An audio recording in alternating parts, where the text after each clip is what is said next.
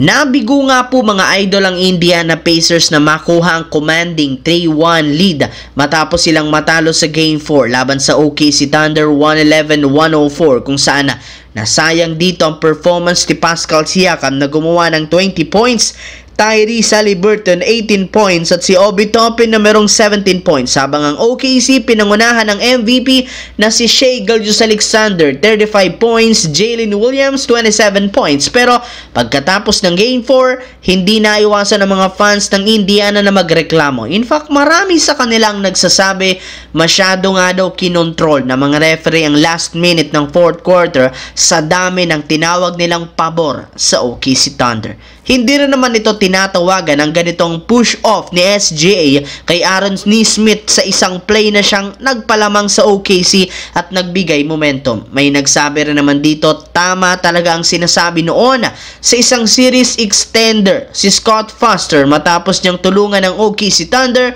na tumabla sa 2-2 at ma-extend ang kanilang serye. Samantala, kasabay ng pananatili ni Lebron at Luka sa Lakers, 2-2 pa rin naman ni Rob Pelinka ang kahilingan ng dalawang ito. Pero sa ngayon, hindi lamang isang sentro ang balak nilang kunin bagkus target nga nilang makakuha ng dalawa upang makabuo sila ng twin tower na siyang magtutulungan para mapa-improve ang inside defense, ang rebounding at higit sa lahat upang hindi sila mahirapan sa opensa na naging pinakakahinaan ng Lakers ngayong season at naging rason ng kanilang pagkatalo.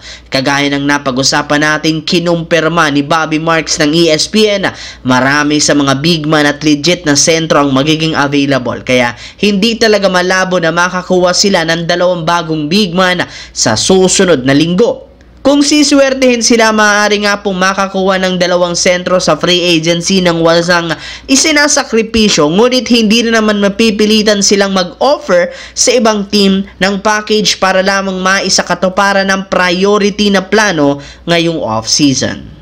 Kahit man nga po mga idol hindi pa nagsisimula ang off-season, mayroon nga pong malaking balita na lumabas patungkol sa Denver Nuggets at ito ay kumalat sa social media na hindi nga daw kukunin pa ni Russell Westbrook ang kanyang player option next season. Ibig sabihin na aalis nga ito sa Denver Nuggets at magiging isang ganap na free agent. Kaya mawawalan na naman ang Denver ng backup point guard ni Jamal Murray na siyang rason bakit tagilid ang kanilang sitwasyon. Pero hindi rin naman dapat ipag-alala ng mga fans ito dahil meron rin naman silang nakahandang bagong plano na mapalakas ang lineup. At isa dyan ay inaasahang pagkuha ng bagong superstar para kay Nikola Jokic. Though hindi pa naman ibinubulgar kung anong klaseng superstar ang kukunin, sinigurado na ng management na gagawin nila ito sa lalong madaling panahon. Alam rin naman nila na maraming magagaling na player at superstar ang magiging available sa free agency kaya